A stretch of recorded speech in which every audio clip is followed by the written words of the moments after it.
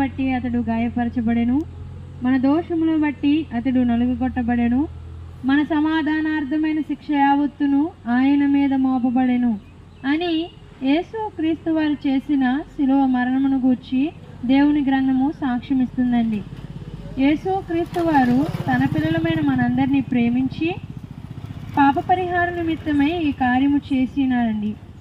ప్రతి మనుషుడును దేవుడు అనుగ్రహించు మహిమను పొందుకోలేని స్థితిలో ఉండి ఉండగా ఆయన లేఖనాల ప్రకారముగా ఈ లోకమునకు వచ్చి మరణించి సమాధి చేయబడి తిరిగి 3వ దినాన లేచి మనందరికీ పాపము నుండి విడుదలను, పరిశుద్ధతను, నీతిని మనందరికీ అనుగ్రహించినారండి.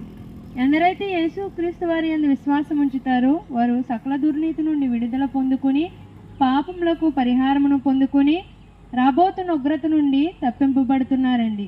యేసు క్రీస్తు వారు చేసిన పుణ్య శిలువ